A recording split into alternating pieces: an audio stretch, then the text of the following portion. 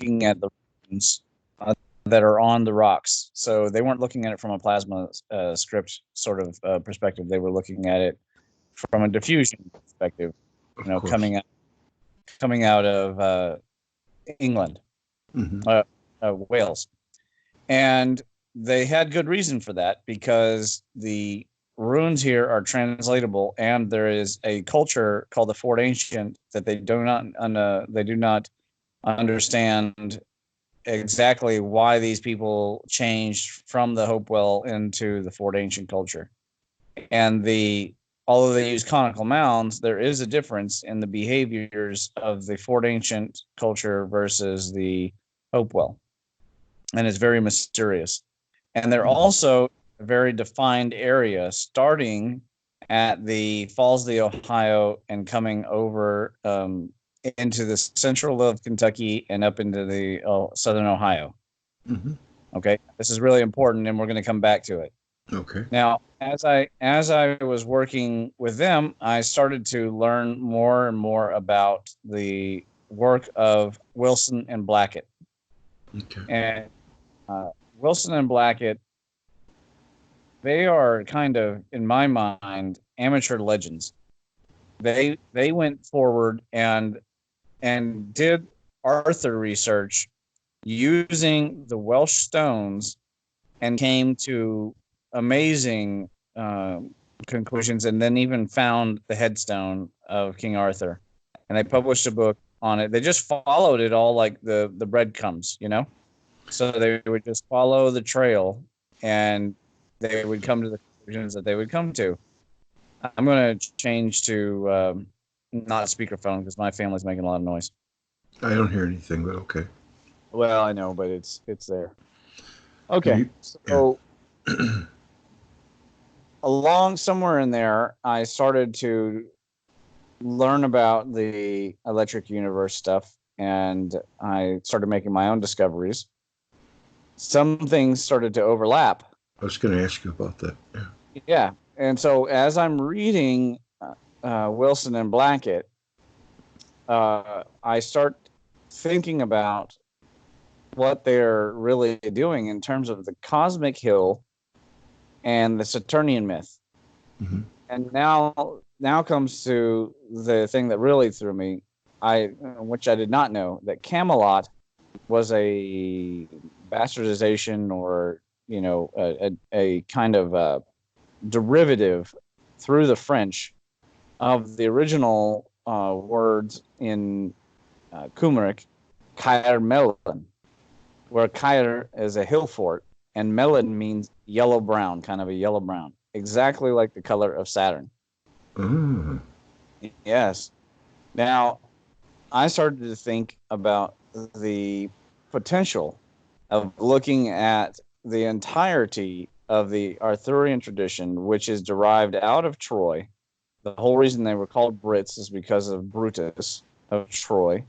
Mm. This entire tradition may have been a very ancient Saturnian tradition that was displaced due to cataclysms and such, and that fled up that way, later on becoming Christian, of course, by the time of Arthur. And but early Christian, right? Not anything like we would recognize, but definitely Christian nonetheless. And that this culture had ancient throwbacks to the Saturnian myths, the Talbot type myths, right? So this paper that I wrote is all about that, and I'm relying upon the works of Wilson and Blackett, Mm-hmm. because they took the time to get access. Now, a lot of people out there are going to have doubts about the Arthur tradition. I want to say, first of all, that whole saying, "Where there's smoke, there's fire," is definitely something I believe when it comes to myths. That if you have a myth, I am likely to believe that there is an origin for that, and I do not believe in, like, for example, people will say Jesus is there was a school of people and they're trying to convey this and that, and so they invented the perfect man. That kind of conspiracy theory, I think, has no basis. It's pure conjecture. Right. Much likely you start with a seed of something and it becomes something else. Mm-hmm. The Tao Te Ching was probably written by a man who may have been Lao Er. We don't know, but he probably wrote the first 2 verses. We know he didn't write all 81. You can tell that because the writing style changes, the penmanship style changes. We have now older copies of the Tao Te Ching, and we know for sure that it was modified between the oldest copy that we now have and the copy that everyone was relying upon for thousands of years. But that doesn't change the fact that at some point there was probably a guy, Lao Tzu. And same thing with Shakespeare, same thing with Homer. I have no doubt that there were original people who were the source of these stories. Mm-hmm. And Arthur is no less the case. In fact, there's a lot of evidence for Arthur. There's this entire thing that I didn't know about called the Land of Charter. Mm-hmm. The Land of Charters are the notes located in the margins of the Bible at the Land of Church in Wales, which chronicle land exchanges and title exchanges and other things that are political and church state related between Arthur II's family and the church. So, for example, his grandfather, Tudrig, you would call Theodoric in English, Mm-hmm. was excommunicated at one point for killing his own brother, and for a few years was an excommunicated patron. Then was brought back into the church and enabled to be forgiven, and then by the time he dies becomes a saint. He does this by donating land for the church, because at that time the kings controlled all the land, and the church had to receive charters for their churches. Mm-hmm. Okay, so Okay. this was not the typical way we look at the Roman Catholic Church. This was a much more contractual system.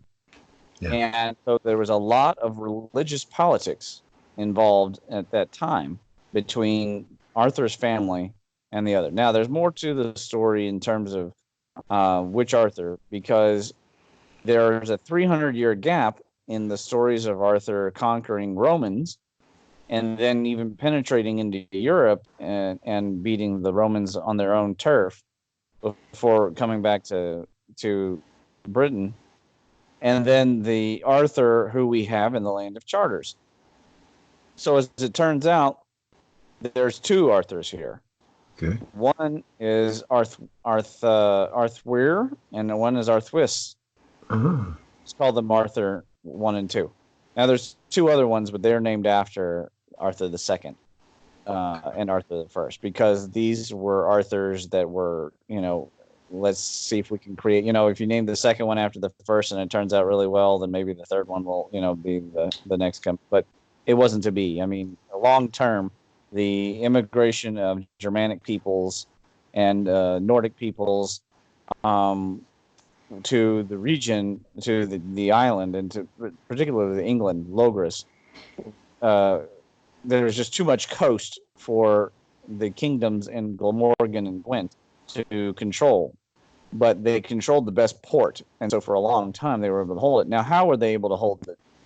Unlike where Caesar encountered people who would give up fairly easily, they used these systems of hill forts. And these hill forts were arranged in rings, which provided for mutual defense. And so let's see what page we can see. We're going to skip ahead of that and then come back. Okay. Okay, so so page 7 contains the Caerleon fort system example. Okay. Now, the Roman site in the center there by the river Usk is what people claim is a Arthurian age, but the problem is it was built on flat ground and it's in a square and it's obviously Roman. The real Carleon is over to the west of that, and it's up on a hill. All of these sites that you see here are all hills, and they arrange them in a ring. Okay, now the thing that blew me away is that there is a couple of these rings which are in a hexagon shape. Hmm. Now, Yeah. that's a convenient shape. That's a convenient strategic shape, but it is also a shape that's associated with Saturn. Yes, Now, it is. going back to Camelot itself, if you go back up to page 2, Okay. Wilson and Black had identified a large egg-shaped hill, and roughly egg-shaped, which is also near one of the only natural springs in all of Wales, which is a sulfur spring. So now they have a yellow spring next to an egg-shaped hill, which has references to this day to the yellowness, and we believe that there are ruins that have that were there and then also have been removed by archaeologists. And they step through it in their books. So I definitely recommend people to get their books. If you have trouble, we can. I know the guy who has the copyright currently. We can help you get the books. I obviously definitely recommend if you can find a copy of Artorias Rex Discovered. Also, the King Arthur Conspiracy is another one. Okay. But they tend to be expensive books, but believe me, they're worth it. And so using that, we actually went and scanned this hill and got a good, and it's a strategically powerful place. This is where if you wanted to put Camelot anywhere, you would definitely put it up there.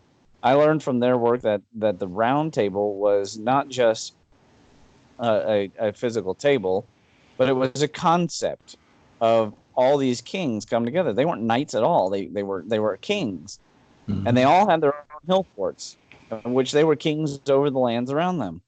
And they would come together and they would elect a high king.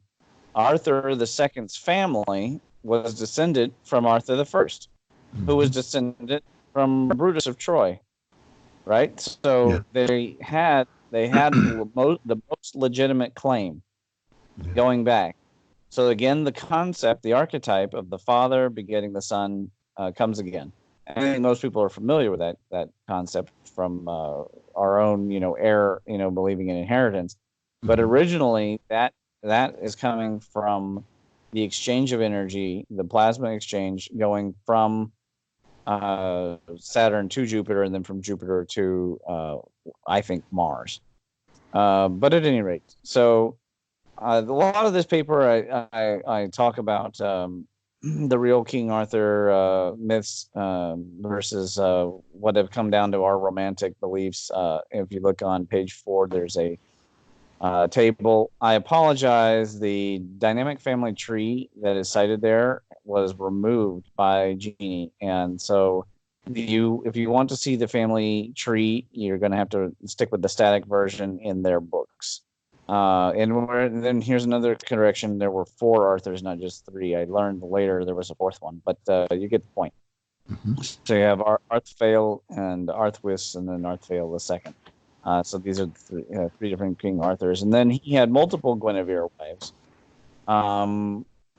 And you have, the just various things about Merlin and, his battle with Mordred, all of that stuff, which is real. And then there's other things that are just completely made up, and they're part of the romantic. So we've been completely tricked in our culture into what we should believe.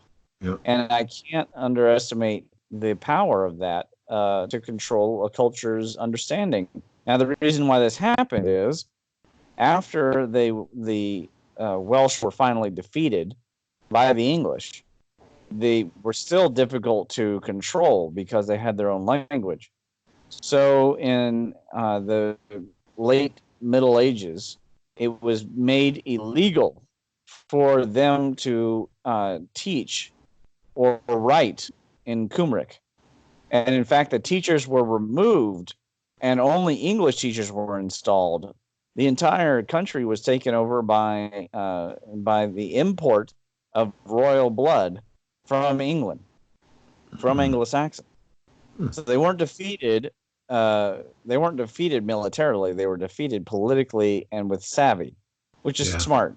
Yeah. Because they had learned from the Romans a lot of strategy that was really quite brutal. I mean, one example is they would surround the Picts, and then they would build a wall around the Picts, and they would make a fortress out of them, and then starve them to death, which is a really smart technique. But they were just really difficult to attack. So instead, they were defeated with political cunning and savvy. Ever since, Wales has always been part of the United Kingdom.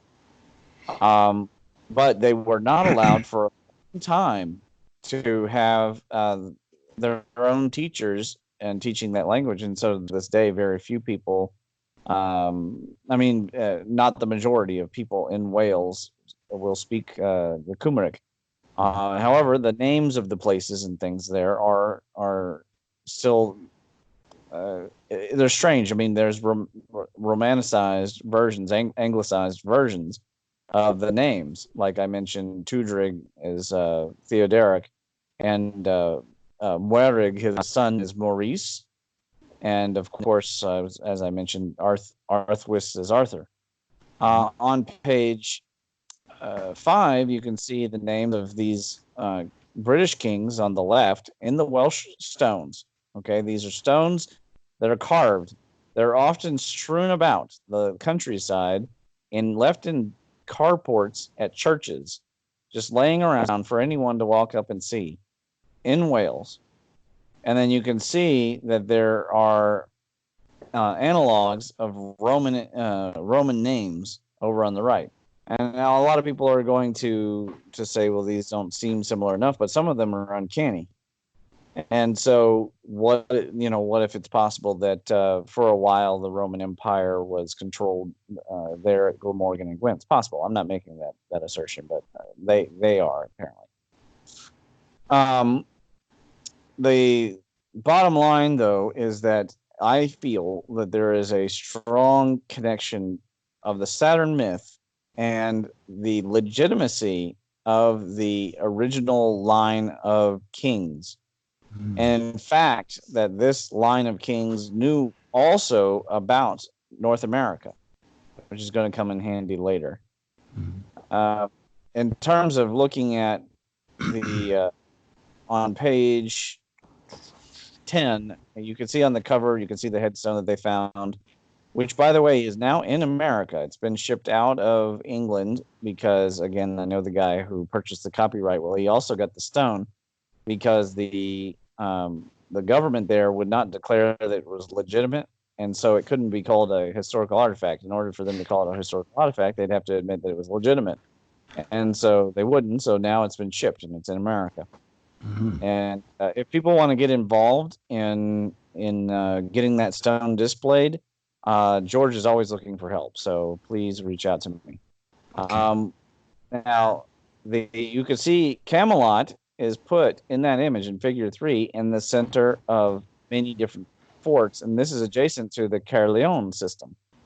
So I think also that they would move about and reestablish these ring systems, if that makes sense. Like that they would have different ages of a hill fort system. But I think that they probably started off with the hexagon in mind, or other shapes like squares, the square and circle motif, the asymmetric octagons, and then they would move along. Of course, they have to build, using the hills that are most important.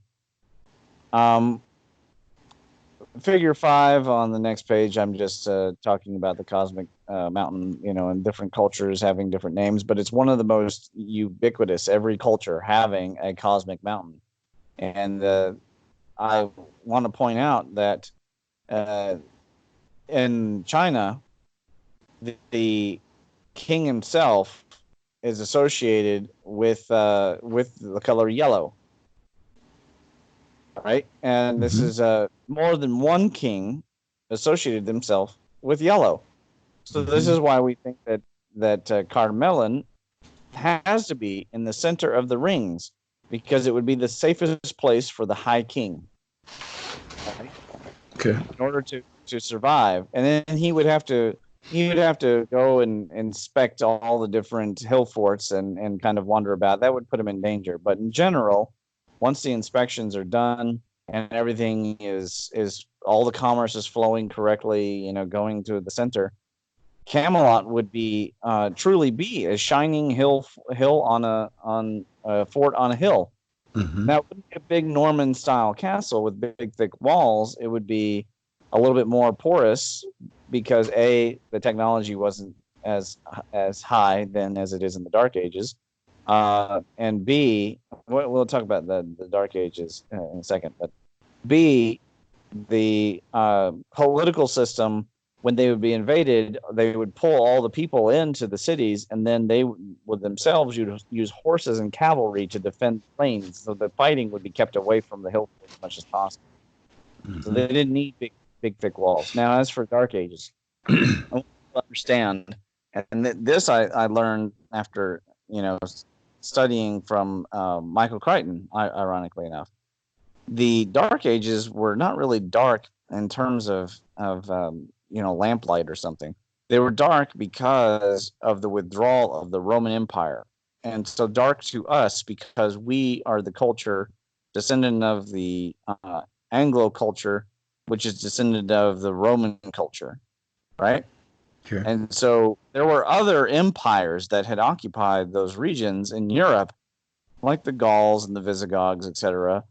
And they made technological advancements because in the realm of war is or milling and granaries and things like that. So they made progresses. It wasn't completely dark, and it was also scientifically dark, but almost everywhere in the world was, really, if that makes sense.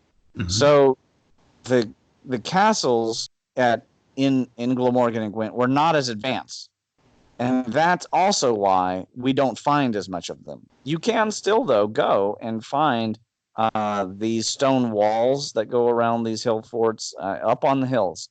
When they haven't been destroyed and the neighborhood put up, you can find all that information still around.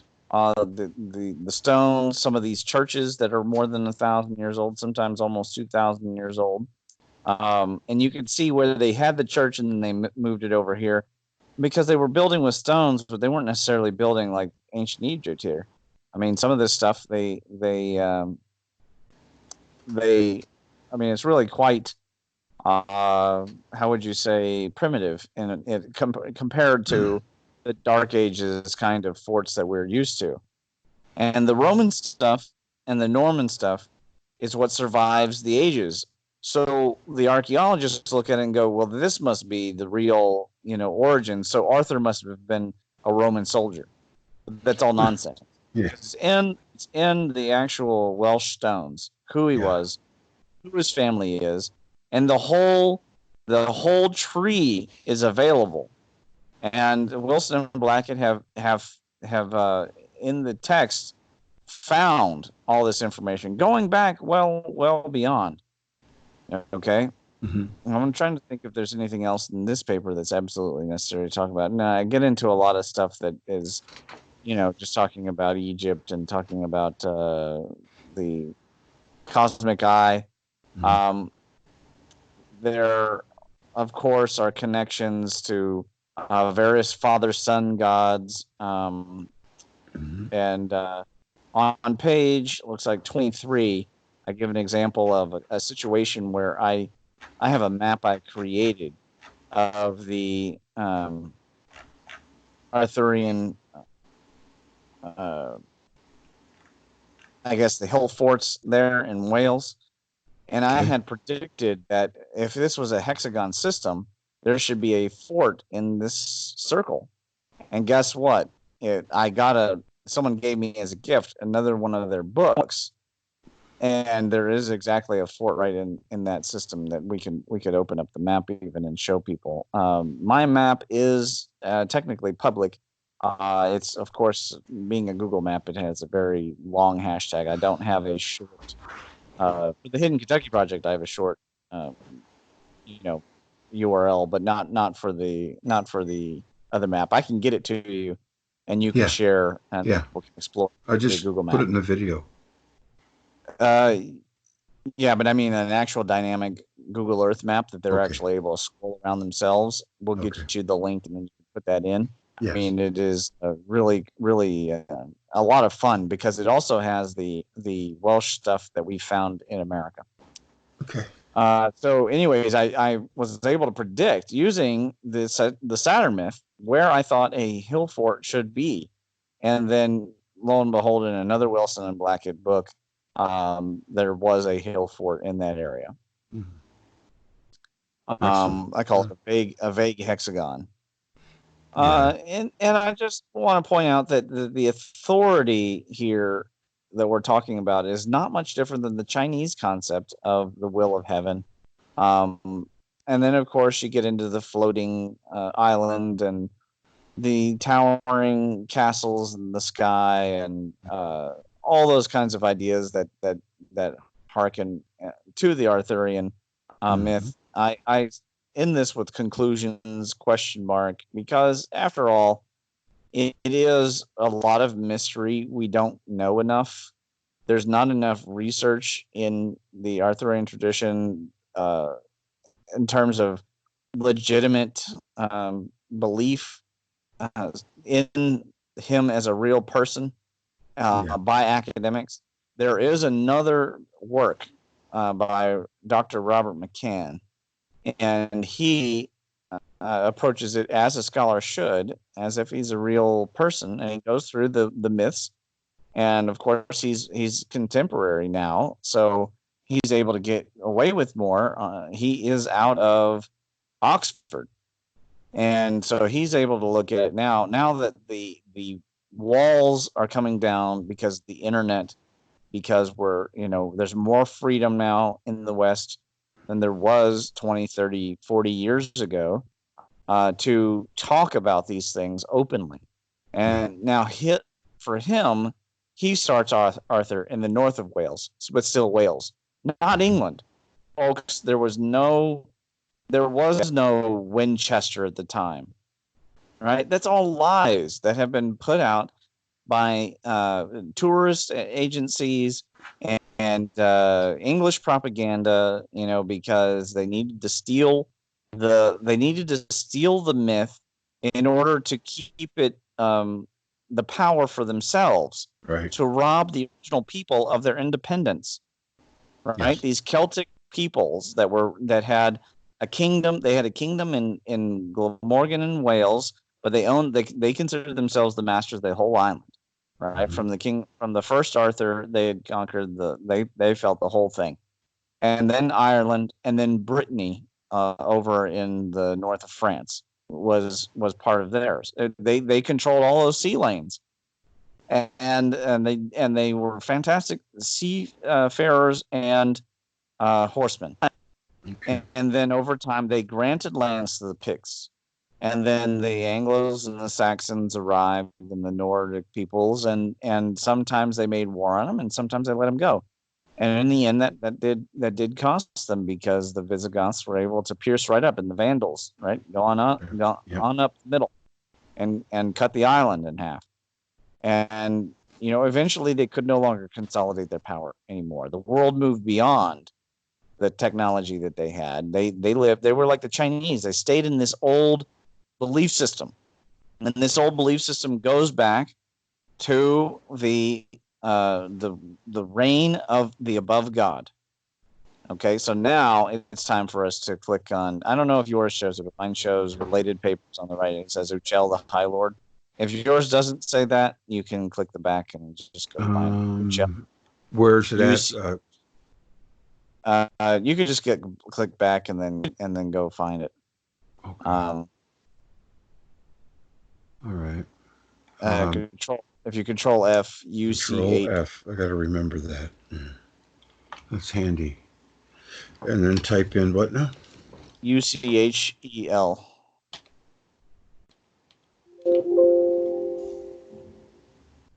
UCHEL. All right. Let's see. It's not really, for some reason, I don't know if it worked. I don't think it worked. Are you on my page of papers? Yeah. Then you might have to scroll down and find it. It may not have loaded the paper. What does it say? UCHEL. Oh, that's the first thing of the title. Oh, I got it. Okay. Yeah. Hi, Lord. Yeah. Yep. And Shangdi. Yeah, Shangdi. Shangdi is it means the above God in the Chinese. All right, so now here's where things get really fascinating. There's an argument from the Victorian anthropologists and linguists that not that Kumeric isn't real, but that Collbran, the script, is not real.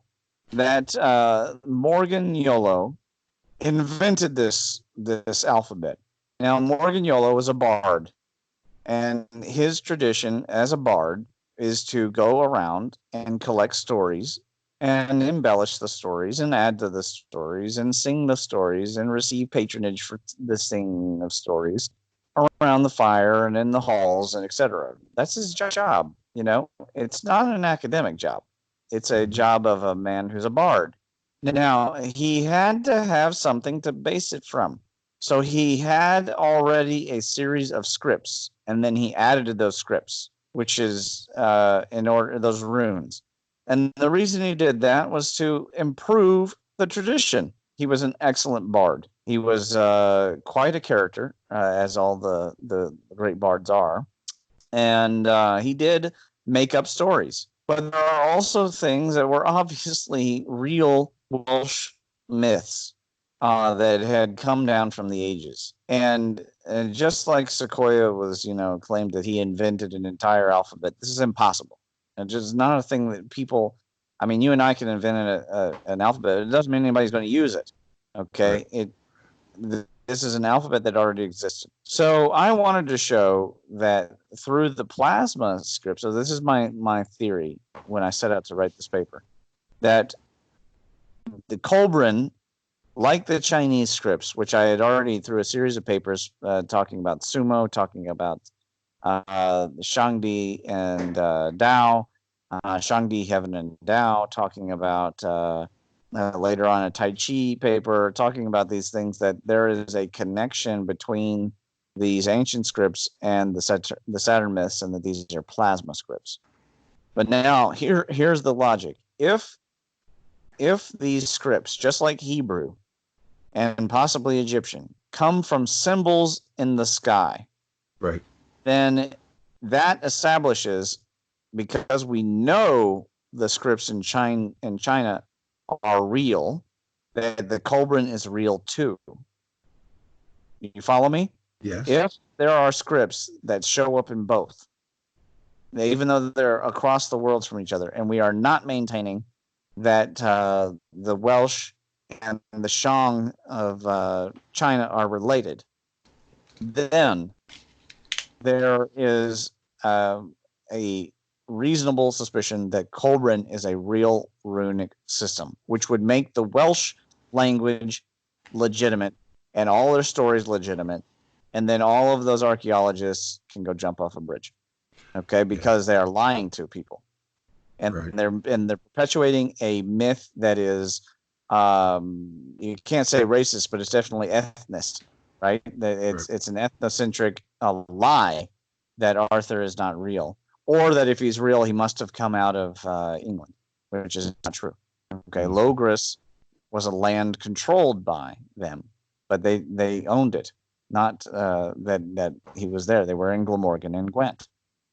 Okay, so stepping through the paper, I just talk about different things. We're going to come back to the discussion about in America.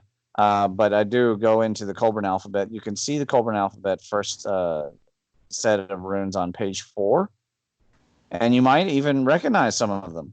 And look there. There's the U and the Y you have your asymmetric turkey foot, and then you have your Alwyn glyph, and they are two different runes in Collbran. Okay, I see that. now, Yeah. in North America. Okay, remember they were showing up, and then they look. If you look though, the Y is the upside down of the T and TH, and these are showing up in the Ohio River Valley. You saw those when we covered the stones in the last parts. Yes. Okay. Amazing. All right. So, yeah, it's really just quite amazing. Yeah, it blows my mind. On Figure 4 on page 6, we have an example of something that has been thrown under the bus by the mainstream archaeology, of course, by people who didn't know anything about Welsh tradition, as a complete fabrication. On the left is the original, and then the right is the wax replica of the Grave Creek stone. Okay. Okay. Now they can't translate that with anything else but Collbran. Nothing else. This is found in America. Okay. Yeah. Yeah. Yeah. All right, so this is all new to me, so don't worry about my lack of response. I'm just wowed. Well, on page 7, you can see Wilson and Blackett step through, and then they start to actually, in the King Arthur conspiracy, they cover these different stones that are found in America that have no translation according to archaeologists because they're forgeries, they're fakes, they're hoaxes, elaborates. They never conformed at all to Ogham and Hebrew and all this stuff. Well, that's true because they're not Ogham or Hebrew. They're Collbran. And you can read them in. Now, the things that we are most interested in is on the Grave Creek stone, it refers to the High Lord. That's a concept that we see in China, a god above. And on top of that, when we see the double L, it looks exactly like the symbol for man. Now, anybody who's reviewed my papers will see that the symbol for man, Ren in Chinese, is a direct reference to the great squatter, uplifted man in the sky, which everybody else is familiar with from the Thunderbolts project, right? It is what would you say, a reduced version, and it looks exactly the same. It's just flipped. And why should it be flipped? Because it's on the other side of the world. Yeah. You understand? You see where I'm getting at? Okay, so the LL symbol for High Lord is the same word. The Lord is the same word as over there in China. But Ren became mankind, but originally started off, it meant the man, the above man. Up in the sky. Okay, and over time became mankind, but over here, as the symbol was simplified, it became Lord, as in the Lord. Okay, well, I also want to point out that the X gross, that X also shows up in the Chinese. Of course it does, because it's just an X. But the point is, later on, we see that the cross is also associated with wind. Okay. But the main point here is that we're looking from the Grave Creek stone at the Uchel. All right. So step to figure 6 on the next page, you can see the etymology of mankind in Chinese. And you can see that we are getting different references to it looks like a thunderbolt. Yes. Right. But also there is over there on L31206, you can see the man who looks like he's bending over, and you can also see the legs of the god. And we start to see these plasma scripts. And of course, in this paper, I don't spend a long time going over that stuff because I covered it all in another paper, Shangdi, Heaven and Tao. So if people want to know about that, they should look at the Sumo paper and the Shangdi, Heaven and Tao paper. And then they will come to understand all about the Shangdi and the origins of those symbols I do mention them down below. They're on page 8. Gao, Da, and Tai. Tai is interesting because, you can see Da has the great man with the one line above, but then Tai, which means the highest or greatest, has a little penis. Now the penis, the little penis there, is also in the word de, as in Dao De Jing. And that de, when you look at the etymology for de, you find two spheres that are connected with some kind of like thing. And it does look like a scrotum. And if you recall, Zeus castrated Cronus, right? And he lost the two testicles. But it might have been that there was a plasma stream that was streaming between them, and then that was cut off and ended. Yes. So there's all these phallic references. All right, so you can see the etymology of big or da there in figure 7 on the next page, and you can see most definitely that is our squatter man. Yeah, it is. Yeah. There you go. I mean, very sure. J23-197. Okay, so we're looking for the similarities here with the other. Now, if you scroll down on figure 7, you can see also some of the origins for the above are clearly the boat motif with something in the center. Yes. What is that something in the center? If you referred back to the last paper we were just looking at, in Kentucky, we have a relief that is a hexagon shape with a raised central sphere. And we know it's a partial sphere because when you look at a ball at a direction, you don't see half of the ball. You see like maybe the top 1/3. Okay. And that's exactly how that relief is done. And so here, what I'm speculating is that dot is Mars, and that the crescent is exactly as Dave Talbot has described. It is the glowing coming from below, and it's able to rotate. Okay, and then that symbol, the above God. So we know that the Shang here is describing originally Saturn, and then has come to signify the Lord. And you can also see some of these look like a person in prayer. So you have signifying a person who is subject to that Lord. When you get down to the next page, you have D, and you have symbols in D. You can see the hexagonal aspects, but you can also see some of the etymology for heaven, which because D has the Tien symbol in it, which means heaven. And so you have in Tien, you have the etymology. You can clearly see now we have the squatter man undergoing some kind of electrical phase change, and possibly references also to the thunderbolt. It's not exactly clear there. I think perhaps a Peratt instability. Yes. As it was developing. Okay. All right. Are you following with me so far? Oh yeah. About looking at the Chinese. We're looking at the Chinese because it's A, legitimate. B, we have a timetable that has been set. Of course, I think it's been too compressed, and that the old Chinese reading of the dates is probably more correct. But at least it can be dated. And in some cases, it does correspond. You know, the end of the Shang seems to correspond with the Hopewell very well.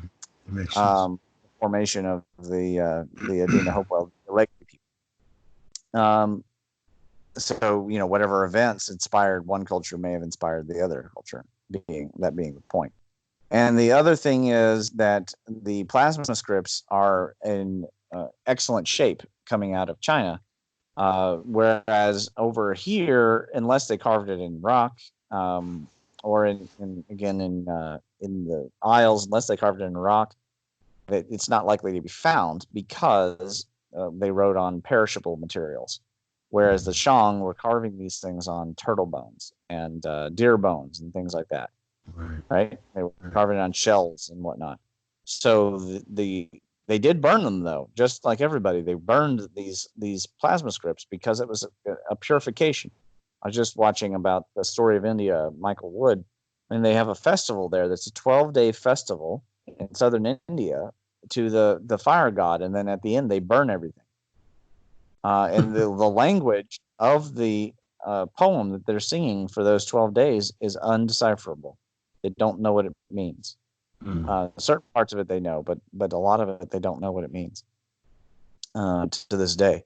So which means it goes back to a very far age. Okay. Yeah. So when we get into here in Kentucky on page, well, let's go back actually. Let's go back up to I had a map that showed the different coins. Yes, that was interesting. I saw that. I want to make a point about that. The archaeologists claim they do not claim that these coins are forgeries, because that would be impossible. What they claim is that they're brought back by World War II veterans. But I want you to look at something. Are they saying that only veterans who went to Europe came from the eastern part of the United States, and that only veterans who I guess went to the Pacific were in the West Coast? Because I don't think that's how that works. No. Okay.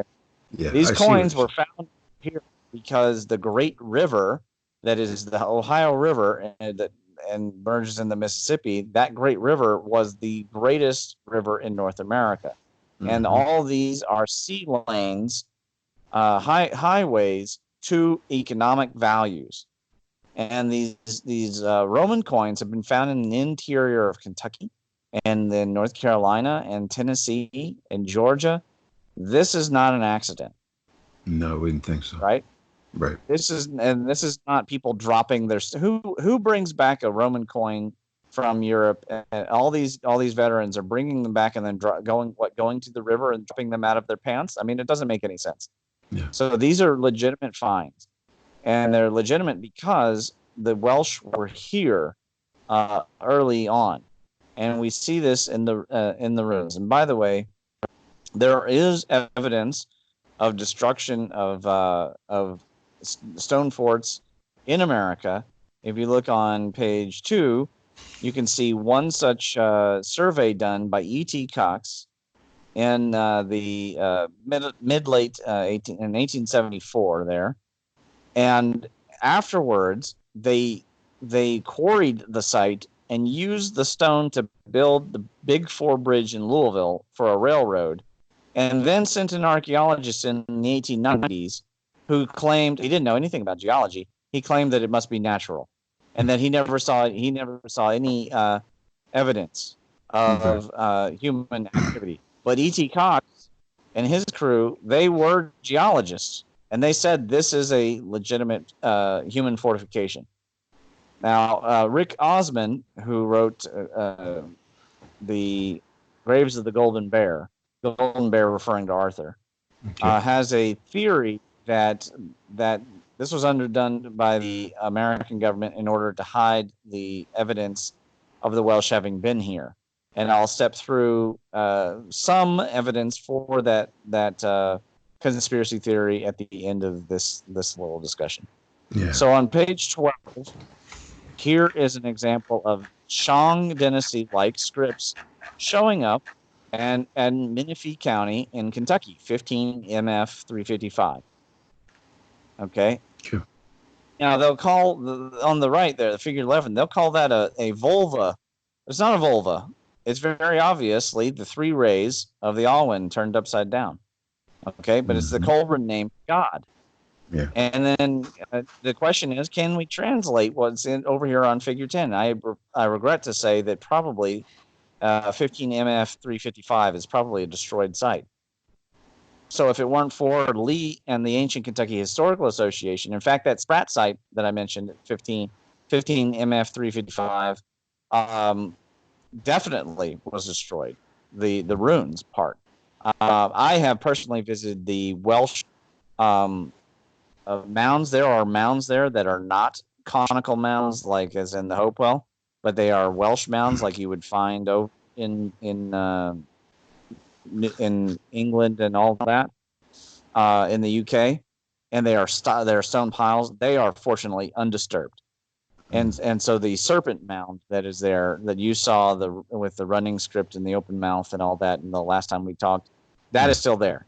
partially destroyed by logging roads. However, the ruins that are on this hillside have unfortunately almost certainly been destroyed, almost all of them.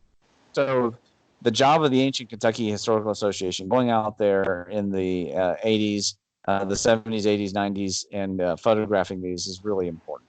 And we'll probably not get any notoriety. They provided a survey to the University of Kentucky, and they still didn't protect the site. Now, what kind of symbols do we see? We see a bull motif. Well, we know that from the Venus Smith. We see the hands uplifted to the sky. We see the cosmic pole with the sphere on top of the oblate sphere. We see the ram's head or bull horns, if you will, and the cross motif. Yes, I see that. Yep. Yeah, we see all of this kind of stuff. So I list those out, in things 1 through 10. And then going on again at the next page, we see what the archaeologists call nutting holes. Well, what does it look like to you? I mean, to me, it looks like a serpent head, just like we've discussed before, which is a comet tail following a series of spirals, which is, as Wall and Talbot have explained, is due to the rotating of the Earth and the movement of things. The circular nature gives it that undulating appearance. And they have specified it. I'm not saying it can't be constellations, but the idea that they are holes for putting in nuts and then grinding them, that there's no pattern to it, is completely laughable. And bear in mind that not a single so-called certified archaeologist has ever came out to that site and truly analyzed the site. And you can see in Figure 14, there are very clear indications of Palladian Z-pinching and the upside-down script. Now, so is it Welsh people that carved these, or was the site anciently occupied? Later, the Welsh came and visited it for whatever reason. Maybe they were brought there. Maybe they fled there. Maybe they took it over because it would provide them a strategic advantage over the people. Maybe they were attracted by the fact that they got there and recognized the symbols. I mean, we don't know. But they certainly are real. And they can be translated. Can they be translated into English? I don't know. But they can be translated according to the language of the one religion that was around the world at that time. Yes. Stepping through, we can look at the symbol for oneself in Chinese, ge, and how similar it is to the Ren symbol. And what does it look like? It looks like the T rune. Remember that the thunderbolt and the god are the same. The Lord is his power.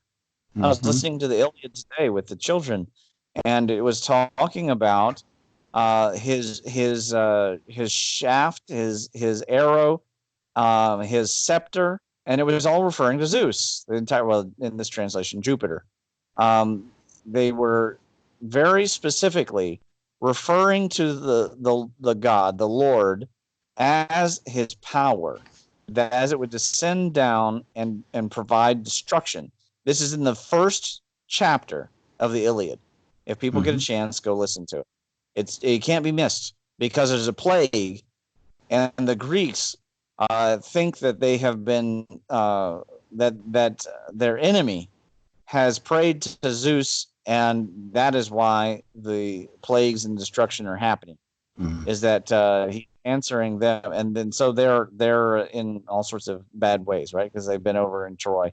Well, why have they been over in Troy for 10 years? Because their lands were destroyed, so they took to the sea to go get. It had nothing to do with a princess. That's just romanticism. Right? The reality is that they had become sea peoples, and they needed a new home, and Troy looked like as good a place as any. Right? Okay, so you could see also in that you could see other kinds of motifs. You got the cross motif. You got the bullhead motif over there on L23675. You've also got sometimes two little T runes. That's probably Saturn and Jupiter, because in some cultures they were considered brothers. Okay. Okay. Now, in page 15 here, we see the subject of God in Collbran, and I think this is worth reading out loud to people. Okay. So this is from a really great book on ancient Welsh grammar that I found. This is not a Wilson Blackett book. It's a book put out by John Williams, 1856, and the original author from the book was 1530 to 1606. So anybody saying that YOLO created the script in the 1800s can't be right, because the original works were coming from the 1500s and even back to the 600s. Okay, so this is the code of the vocal song. First of all, we must read the letters. The British alphabet is said to be of divine origin. God in the beginning announced his name and said, these three lines that we're talking about, which became the T rune, whereupon all things sprang simultaneously into life and being, responded to a shout of ecstatic joy. And at the same time, there spread three rays of light, forming the divine name, the first three letters, which were also the source of all letters and sciences. I'll just say Einigan, who was favored with this sight, took 3 rods of mountain rods. We see that in the Bible too, rods of mountain ash, and inscribed upon them the name of the deity. The deity. But the people that saw them mistook the rods, thus bearing his name for God himself, which caused Einigan to die of grief. That sounds a lot like what Moses went through. Okay. Now, so what are we hearing here? These runes were cosmic symbols in the sky, and the people were misunderstanding the sound and the light, and the symbols for the actual name. And what do we know from the Bible? That the Tetragrammaton's name is actually unsayable. And there's a tradition also in the Hindu that the word really can't be specified. The Hebrews say that, and the Hindus say that it is a sound that we can only type kind of approximate. And if we go on the next page, I have in the introduction, it has more to say about this. It has been very much the fashion hitherto to depreciate the literature traditions of the Cumir, that is the Cymry of the Welsh people. Yet we can confidently assert that in them lies treasures that would amply compensate for any amount of trouble that may be taken in arriving at them. Patient and impartial study of Welsh lore will assuredly tend to throw no inconsiderable light upon the science and mythology of all nations. Even the sacred Tetragrammaton of the Hebrews, taken by itself, is perfectly explicable. We cannot see how it represents the great I Am, and wherefore it is invested with extraordinary terror, or why it may not be pronounced or revealed. But the origin and reason of all this is discovered to us in the bardic traditions. There we learn that God created the world by the melodious threefold utterance of his holy name, and that the form or figure of that name was that symbol, being the rays of the sun. Of course, this is not correct, right? But that's all this guy could know. At the equinoxes, solstices converging to focus the eye of the light, show God in his various characters as the creator, preserver, and destroyer. The divine name may not be uttered because no mortal man can articulate the harmony of the sound. It is kept a secret lest by the ignorant it be abused and dishonored by the Hindus. This is the opinion of that author at that time. Formation of the additional letters found are the single one, the triple, and then the upside down version, which is almost like a W, or Yao. Yao. So there you go. Yao, Yahoo, Yahweh, and the Cherokee is Wahoo, and the Yao is in the Chinese. So again, did the Chinese go all the way over to England, or did they hear one sound? Forms of the divine name is written.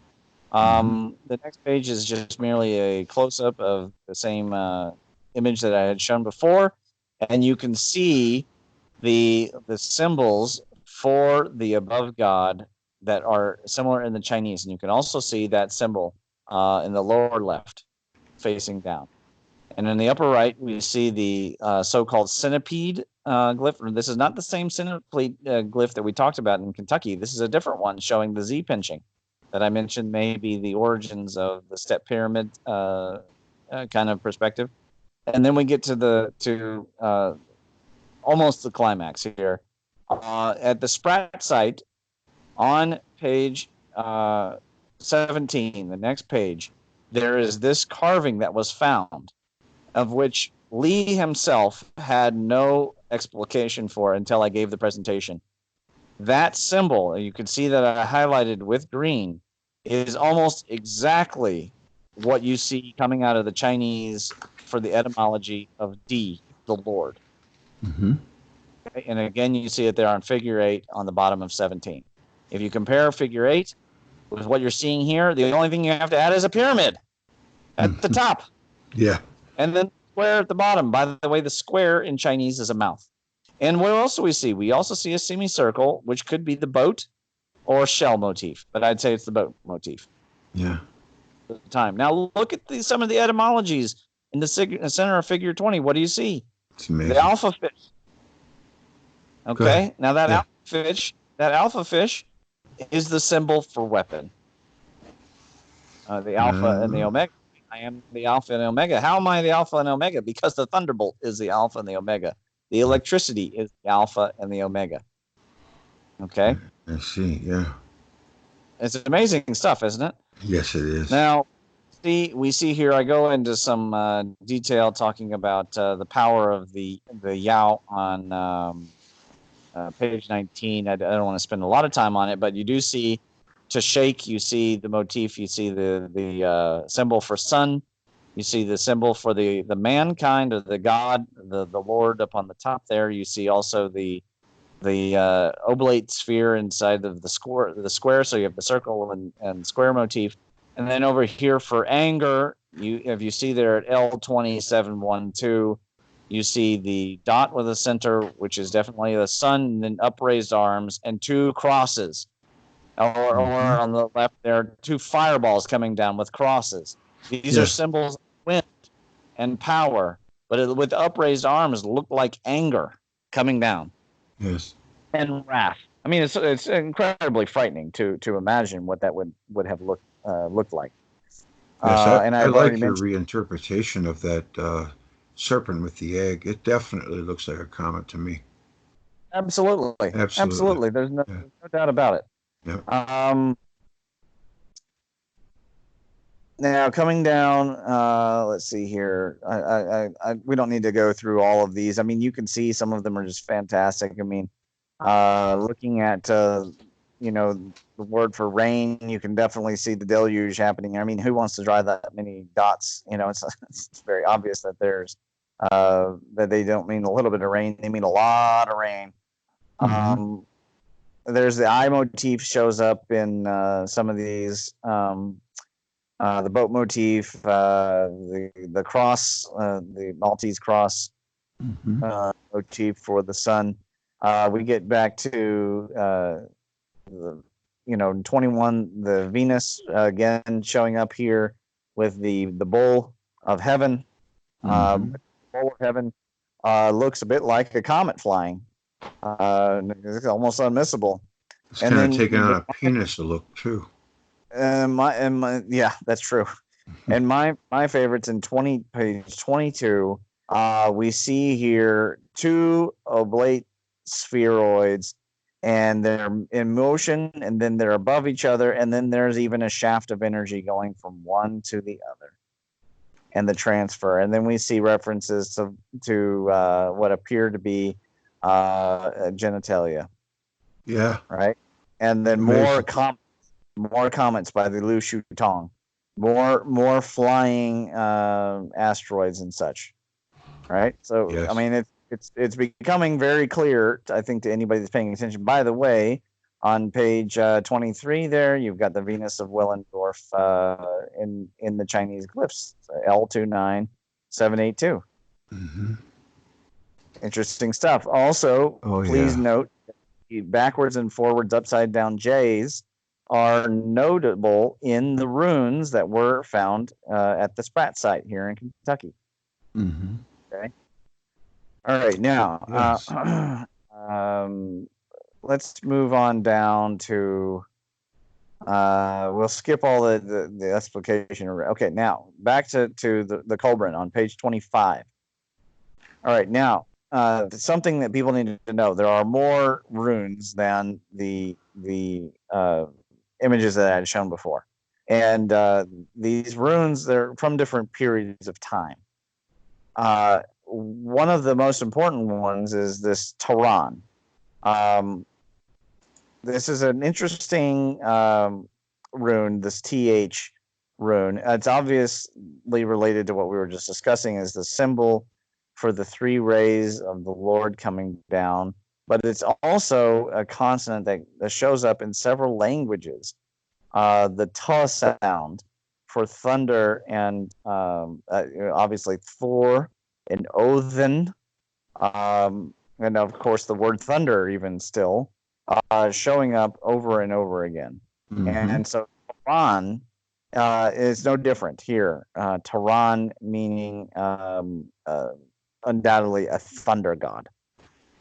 So that's really fascinating, this T sound. There is something about that is repeatedly showing up.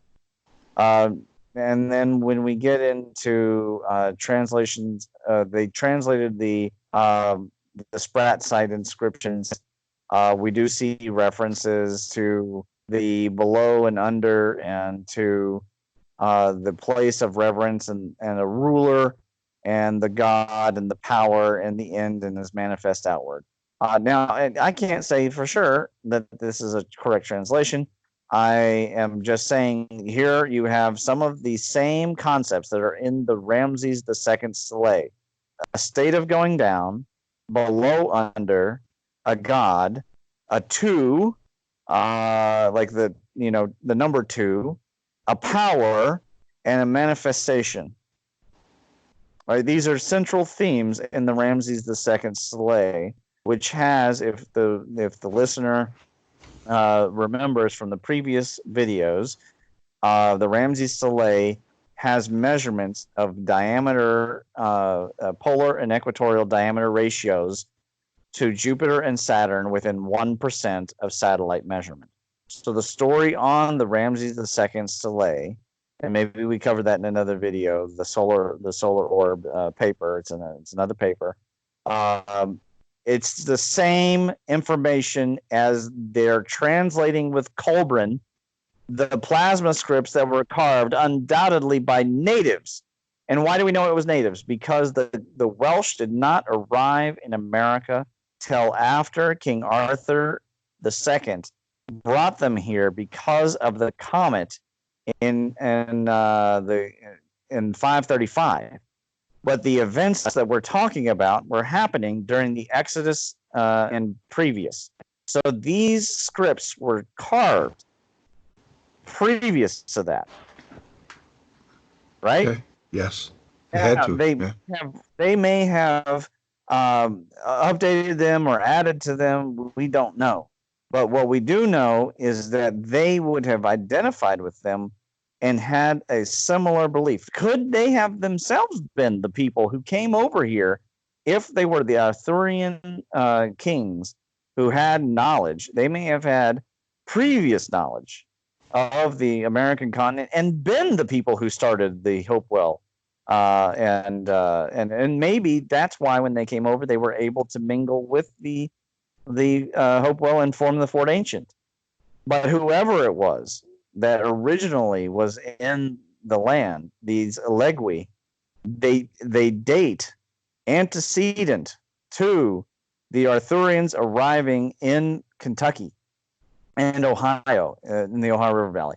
And we know that they came here because in the Welsh stories, on the stones in Wales, and this is in McCann's book, they make references to otters, bison, Native Americans with headdresses, the bravery and the type of leather skins that they wore, all that stuff. The Great River, the mounds, they make references to all that stuff that belongs to the Allegui people that we call the Abina and Hopewell. But the dating is most definitely previous to their arriving here as we define it as diffusionists. So the story that we're translating, we're able to translate because of the plasma scripts, because it's a universal language. And this proves that the Collbran is legitimate, because also the Chinese is legitimate. And we know the Chinese is not under attack. It's not under doubt. There's no doubt as to what the Chinese stuff is meaning. Only what its origins are. Right? Which recalls us of the Babylonian tradition of the one language that became separated and became many. Now, on page 27, we have the names, and that's from the, which book did this come from? I think this came from the same ancient Welsh grammar book in the orthography section. So we have the names of these runes. So on the left are the shapes, and on the you can see the modern Welsh, how you would say it, and then on the right, the English name. So we're interested in the English primarily, and then over here. Now, we don't go through all of them. We only pick the ones that are of the most interest to us. Okay, and then there's some more also on the following page on 26. And then I include their diagrams, from the book. We see the LL symbol again. We see the Y, etc. And we also see on page 31 examples of the Welsh, the Collbran script in Talison's history from 490 AD. So this is 1,000 years previous to Iolo Morgan. Okay, so there's no way that Iolo makes this up. All right. This is ancient poetry that has existed for more than 1,000 years, people, going right back to the Arthurian age. So the bards kept it alive all that time. So I pick out of here specific runes, and we see this is the crescendo here of the point. So we have light or lober as L, and then open regions, EL is the X, and you can read the rest here. Weapon and separating and plague and gold and the Lord. Obviously. And there's probably more that are pertinent. And if anybody wants to do detailed analysis, feel free. So now you go back to Chinese and you look and you find out, do you see concordance with them? And not to spoil it, but yes, is the answer. Let's go to, let's look at here, page 33. Talking about the spirit Shen. Shen also means, of course, the god, and it means the symbol kind of looks like the word for middle, center, but it's actually the sun with a big line through it. What are the symbols that we see over here on the etymology for the Chinese?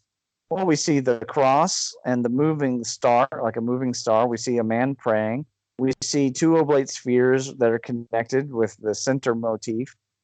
We see the yin-yang in its origin with a clear stream of energy probably being transferred from one to another. There in L04, was it 528? Yeah. See a couple of thunderbolts. We see also a separation line with something in between and something on the right and something on the left. Also looks like an S.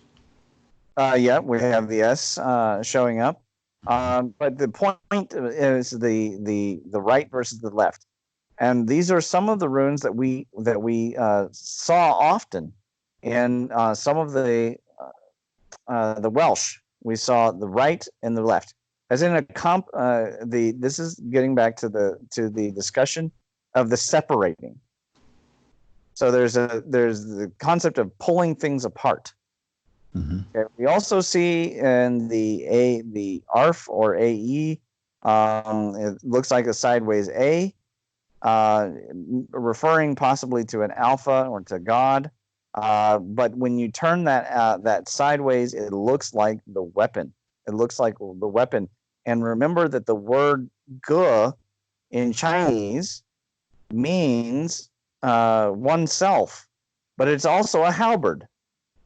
And so if you look there on figure 43, on page 32, the weapon is showing the symbols for the Tehran, the T. Yeah. And it's showing the downward symbol of the Lord, the Yao shape. And so now the alpha in the weapon, the G is oneself, which we also see over there at L08528, sideways V. That symbol shows up in the Collbran as well. It also looks like karate movements. It does look a little bit like karate movements. Yes. Tai Chi. Yeah. So Like that one. the separation, these are symbols that were coming from the sky. Yep. And when we look at gold going down to 35, because remember gold was one of our interesting ones, we see similar words and symbols in the Collbran with the Chinese, but you do not see it with the Futhark and Ogham. Sometimes occasionally with the Futhark, but not really, because it's newer. Whereas the Collbran is ancient. And you can use the Collbran to decipher Hebrew and Etruscan. That's amazing. Because the Collbran is from that area. And originally it in the Shang may have come from the same place, from around Babylon. But it would have been a long time antecedent to the events of the Welsh forming the kingdoms of Glamorgan and Gwent, and certainly well antecedent before they came to North America and carved upon runes and merged with the Hopewell people to form the Fort Ancient culture. And obviously the Shang would have been far sundered from them and becoming, after the Shang dynasty, we don't even know what happened to the Shang. Maybe they became the Olmec in South America, or maybe they just were killed out, or maybe they were made into slaves and became part of the Zhou dynasty, which is most likely the case. But we see the same symbols.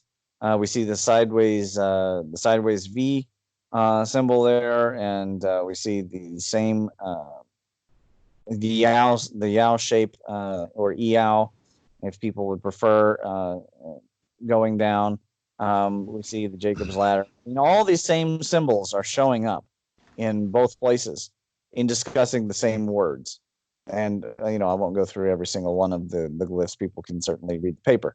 Yeah. So as far as I'm concerned, this is basically exact proof that the Collbran is a plasma script, and that therefore the Collbran can be used to read the Welsh stones, and the Welsh stones therefore tell true stories about King Arthur.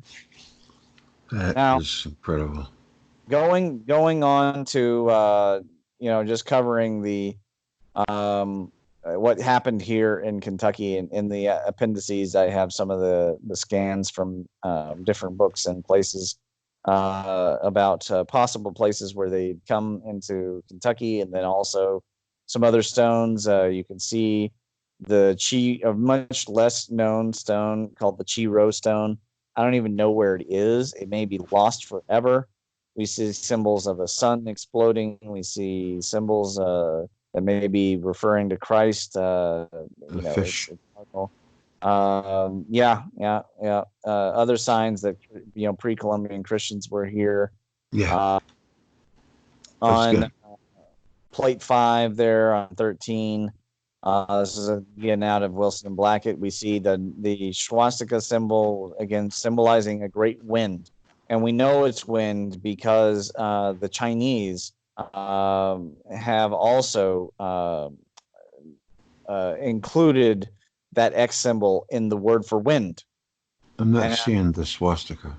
It's right there on the third line, plate 5, page 43. I'm sorry, 4th line. You could see the swastika there. Okay. Well, it's pure winds. So referring to the blowing of the winds, possibly in destructions, but it could have been the original pure. When you say pure winds, maybe that's a reference to up in the sky. Mm-hmm. So up on the plasma flowing, to do with the center, maybe Mars, maybe Venus. We don't know for sure. Mm-hmm. But I contend probably when it was Mars. But you can see that it is part of the character for wind in Chinese, feng. Uh, I want a synopsis of your conclusions too, of like in a not, you don't have to give dates, but what exactly so took I'm going to go place with through King my Arthur? theory here. Yeah, Here, transitioning into the Kentucky stuff. yeah. You can see on 44 where the Kentucky inscription sites tend to be found, Okay. and then when you go down and you look on my map of the native sites of Eastern culture in Hmm. Plate 7, the gray sites tend to be in the same areas, all above the Falls of the Ohio, Hmm. where the Cherokee maintained they slaughtered the mound people at the Falls of the Ohio. Why would they do And that? well, and we're going to go through that. If you take a look at this map, there's a couple things to notice. Number one, the Mississippians tend to stay south of the Gray and west, and they tend to stay off of the archaic mounds. And we talked about those archaic mounds. We talked about them in terms of black earth, Hmm. but those ancient people would have been gone a long time. Mm. So why did they stay off of them? They were respectful. Yeah. And then the Adena Hopewell and Fort Ancient all to the east, and then also spread around, but the concentration of their culture to the east. Now look at the separation between them. That's what, my friend, that's what you call a separation of two states. All Yeah. right, so we have a contest of powers. When the Welsh came here after the comet, the electrical comet of Hmm. 535 that destroyed the fields of Glamorgan and Logres, and then went down and struck in Peru.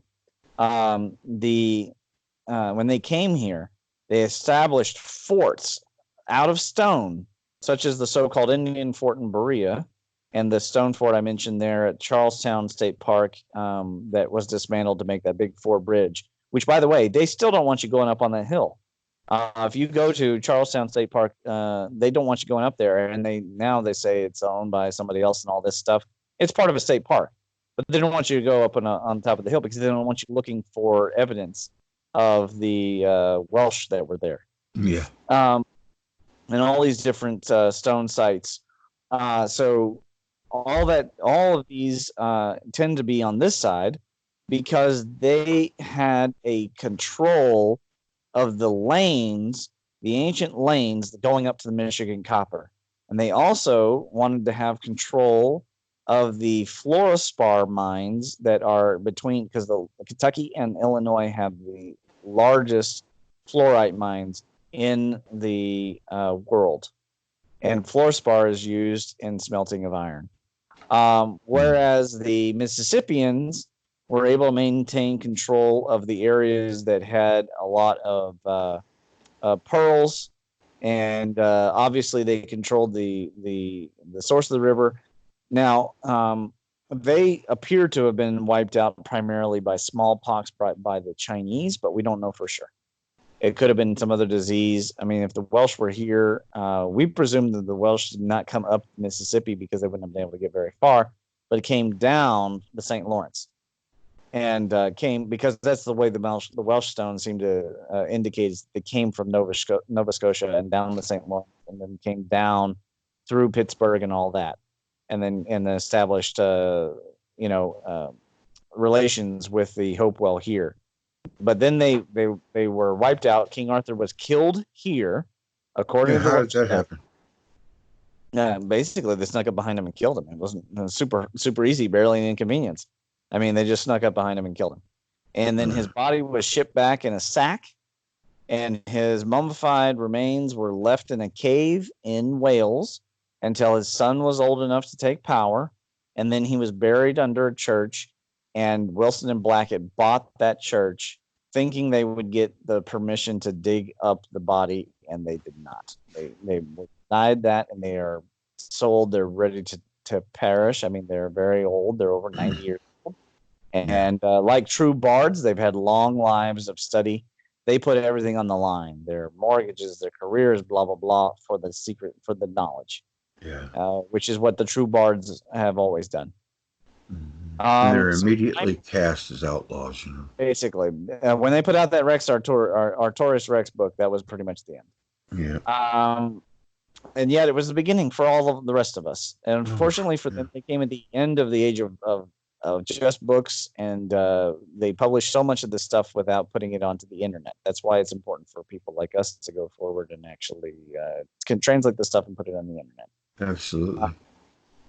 and to make connections that they couldn't possibly make. Right? Yeah. Remember the last they came. Wilson came here and predicted there would be a Longborough mound a mile from the mouth of Mount Horeb. But I was looking at it from the Saturnian myth and from the Thunderbolt strike because it was only 20 kilometers from the giant Thunderbolt strike site. And yet he was correct. There was a Longborough mound there. So this religion, it's not diffusion versus Yeah. electric universe.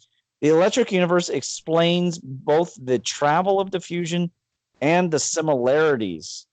Yes, there weren't ancient Jews making the menorah mound in the Midwest of North America, but it wasn't like they were completely different people. They had the same belief in an above Lord and the same belief in his power and the rays of energy coming off, right? And Hmm.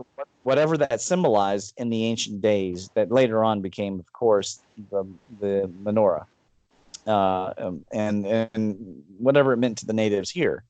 But it meant something. They would have been able, I don't know if they'd been able to speak together, but they would have been able to worship together, most assuredly.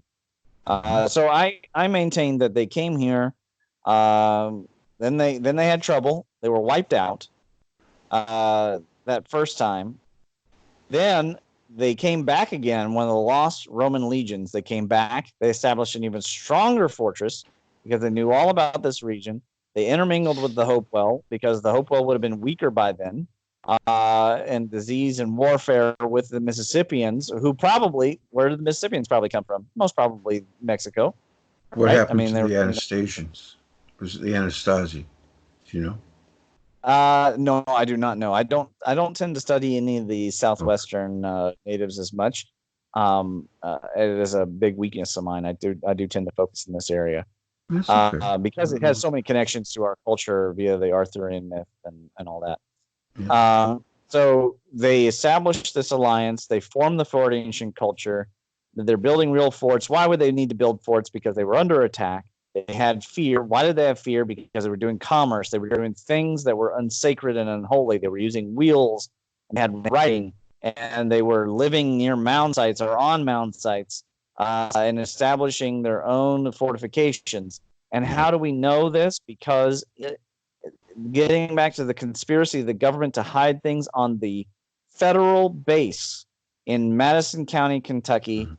there is a giant mound site which has mounds conforming to Lyra and more importantly Cygnus, forming a Christian cross, a giant Christian cross with, as you can expect, the Tehran or Yao symbol, 100-foot earthwork next to it, stamped almost to say, yes, we were here and this was our religion. And it's a giant cross, and they date that site to the 1100s, most definitely pre Columbian. And they had agriculture. And this is in the area that we see very nearby connections to the runic sites and connections to the serpent mounds and connections to the conical mounds, all in this area you see on plate 7 in the orange and gray and blue area on the right. Mm-hmm. And then what happened to them? Most probably they got into a war. Probably the Cherokee did band together and come out of Tennessee and Georgia and North Carolina and come up and probably joined powers with the Iroquoians and may have even brought water powers up from Mexico to support the Mississippians to fight. But then later on, it didn't matter. The Chinese came along and smallpox, and that's a different story. But in the early 1500s, the smallpox came in and wiped out the Mississippians, anyways. And the Cherokee were so wiped out they were reduced to nobody occupying Kentucky anymore for hundreds of years. The stories of the blood and the war here, and in fact, the natives were quite surprised that Daniel Boone's people wanted to live in Kentucky because of the ghosts, and the giants and the mummies that were left behind from all these Mm-hmm. wars that were just a few hundred years antecedent. Mm-hmm. We see here the king on the page 46, the plate 8, the King Arthur II and Madoc, suspected sites in Kentucky, which includes fortifications and certain mounds. And they do overlap the strategic control of the Falls of the Ohio, which was a giant waterfall and shipping lane, and of course, this central bluegrass region. You know, Um, that that's when you're it. there's something that came into my mind that I have to remember to tell you, but Sure, go go ahead. ahead. Well, No, I'll no, wait. no, I'll wait. that's pretty much it. I mean, I just show a little bit of the family tree on plate 8, and I just have a little quote there.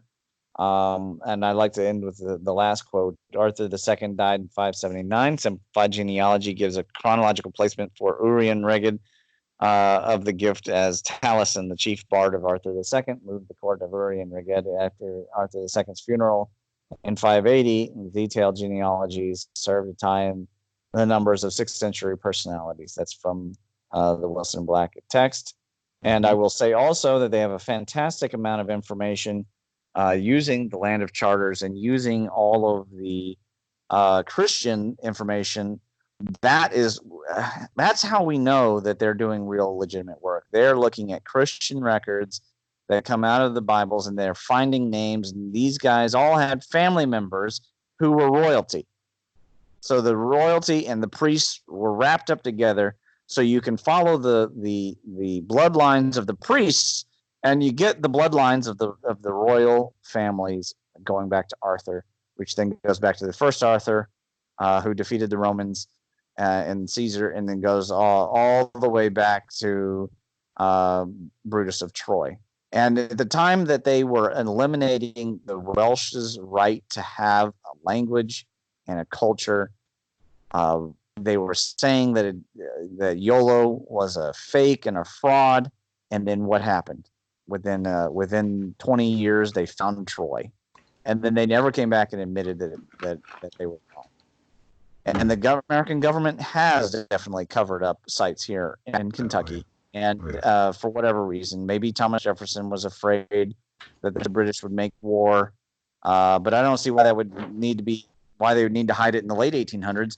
And in the 20th century, as far as I know, the Bluegrass Army base with the chemical weapons on it is a 20th century base. Why would they build over top of a site with a giant Christian cross? Probably there are government documents talking about the likelihood of this. But for sure, they only allow one archaeologist site access to the whole thing, and she focuses on pottery from the field where they do where the agriculture is shown. She doesn't care about mounds. She doesn't care about the cross. She doesn't care about the Tehran symbol, the Yao. All right, we care about it because it shows the concordance of the way humans used to live and how we used to understand each other. Yeah, of course, true pass. we didn't get along, but that's because we learned from the gods' war. 7,000 years ago, we learned that war was okay. Which is silly. I mean, it's amazing. You're listening to in the Iliad, right? You have these people, and they are thinking that the pestilence is coming upon them because of things that they have, the wars they've had with Nestor and Ceres and the Trojans and all this stuff, right? They think that that's why the gods are moving up in the sky. I mean, mankind thought that we had this intimate relationship with these giant spheres, that they were like people. Mm-hmm. And it's been a huge fallacy that has caused us a huge number of problems. We learned a lot of technology, and we learned a lot of war. Of course, a lot of technology comes from our military to this day, including the internet. This actually it provides the missing information. Actually, I watched a video by the New Earth channel a year or so ago, and it starts with Chief Joseph surrendering to I think a Spanish general, and he gives him a Somali tablet or a Sumerian tablet. And he's like, "Where did you get this?" And he said, "White men were here before you, and they treated us better. and the chief gave this to my father. And it turns out that, according to the New Earth Channel and this video, they knew of a last vestige in the Pacific Northwest that had gone there because they were just tired of wars and being wiped out and all this. But she, according to that video, she didn't have any information of how they got there, and this is that information. Yeah, I mean, diffusion is a fact. Oh, it's absolutely. Just there's no doubt that people diffused. But the timing is everything. You know, we can't use diffusion to explain everything. There's these people that want to run around and say the Veracochas were everywhere. Graham Hancock is one of those people. The white man said, I mean, that's not what that story means. But he's interpreting it that way. Why? Because he is descendant of the para-Victorians and the Victorians. And so, unfortunately, as good a person as Graham Hancock is, and he's married to a woman, she's a person of color, so he doesn't mean it this way, but he comes across bringing this idea that that these ancient Atlantean white people were going all over the world. That's not what that story is about. But at the same time, it's not like it's not true that there weren't diffusions and that there weren't Atlanteans and that they weren't settling and that they weren't becoming Phoenicians and my ancestry, the Basque people, and possibly Algonquians, these different cultures moving about. I mean, I have a theory that the Amazonians came from this area, from Kentucky, because of the dark earths. And so where were they? But we don't have any evidence in between, because they left here around the Exodus period and went in search of new lands, or they were wiped out, one of the two. And then somehow there's people forming the same kind of mounds and creating tree crops in the Amazon, but now after the age of the birth of Christ. So what happened for those 2,000 years in between? Well, it ostensibly it would take a while to sail along and and intermingle, and maybe your people are enslaved with the Mayans, etc. I mean, who knows? Or maybe the secret was always here and it was passed along, and there was a lot of trade routes. There may have been a triangle trade going from the mouth of the Amazon to those inner cities of the Amazonians, up to the copper mines, all the way at the Great Lakes, and then all the way down over to the Yucatan and Mexico, first with the Mayans and then with the Aztecs. And this triangle trade may have been interrupted by these Welsh interlopers who came in and seized the falls of the Ohio, and that may have angered the tribe, and maybe a naval power came along. I can tell you, when I went to the Toltec site in Arkansas, which they discredit as Toltec now, I looked at this, I was like, this is a naval power. I can tell this is a naval power. But it might have been just boats, like canoe boats. But at some point, there was an empire here. If you go to the Old Stone Fort in Tennessee, and you can't tell me, if you're standing in the middle of that, and you're surrounded on all sides by rivers with big mounds and cliffs around it, that this is not the site of an ancient fort power. But it wasn't the Spanish and it wasn't the Welsh, because it's too large. It's too large for them to defend it. It had to be a big group. And then they say, well, we don't find any bodies here. Well, I'm like, well, yeah, because the site was industrialized, and colonial people destroyed all sorts of native stuff. They dug up things. They were, they were burning remains. I mean, of course you're not going to find signs of it, but it's too large to be defended. And there's no other ostensible use of these walls that go all the way around on the edge of a cliff between two rivers. Yeah. Right? This is most definitely a fort. So what are we looking for? We're looking for an empire that is either of the same period or just after the period of Poverty Point. Because Poverty Point, its power was, its commerce was centered probably halfway between the Mexican powers and the copper mines in Michigan, because we don't know where all that copper has gone, right? And so we don't. Why was it interrupted? Because all the dating in the site shows that it was interrupted in the time of the Exodus, 1500 BC to 1700 BC, somewhere in there.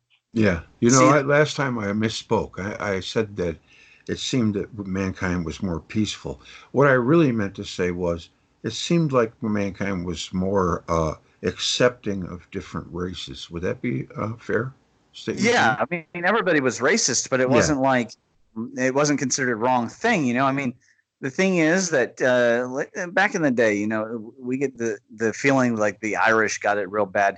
Mm-hmm. The Irish were just as racist against the English Mm-hmm. and against the Scots and against the Italians. When they came to America, the Irish were mistreated. There's no doubt about it. Yeah. But they were racist against the Italians. I mean, and these are all different white people. That's the way it was. Yeah. If you came from just a different part in Greece, if you came from Athens or Sparta, the Greeks who came from Barbaros were barbarians. Right. And to us, I met a Chinese. We had a Chinese teacher, and she was teaching us Mandarin, of course.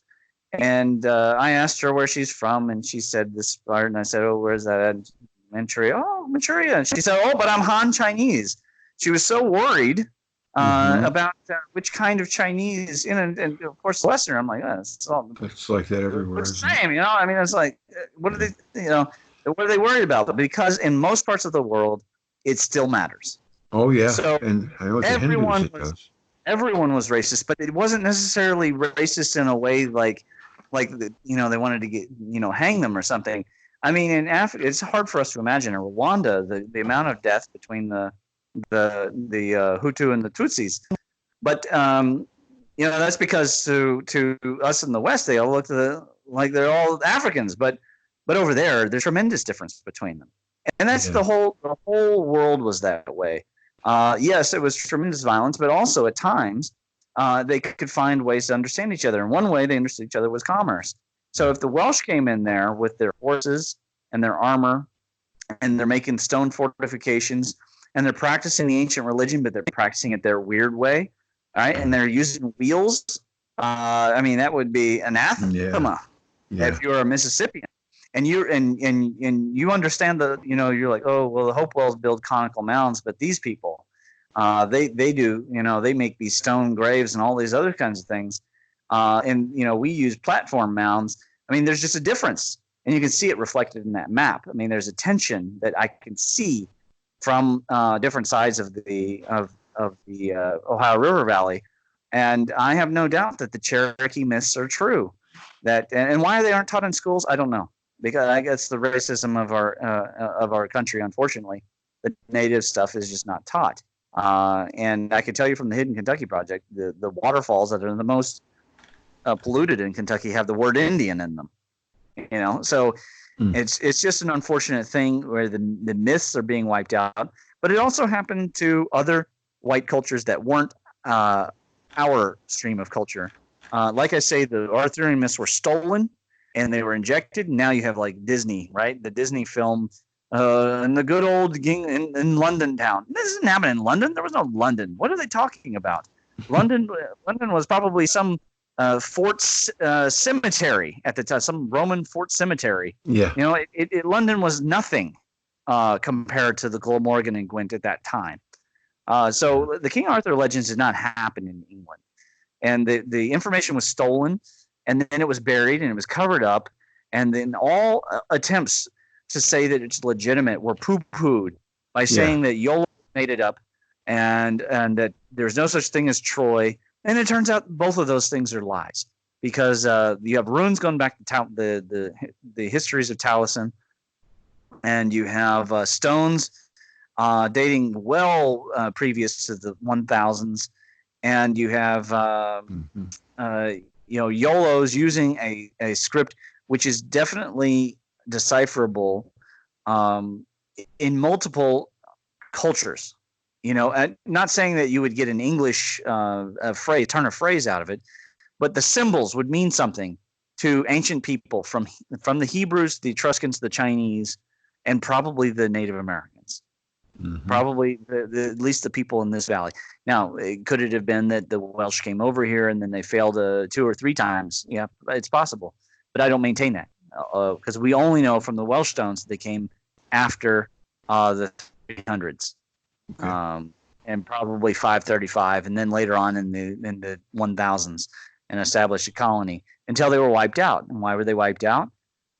They were wiped out, not, by the way, not that long before the Chinese got here, right? And by the way, here's a question: in the To the Gates of Feng Tu, the very opening sections, the Chinese sail to Mecca, and then the people at Mecca tell them about America.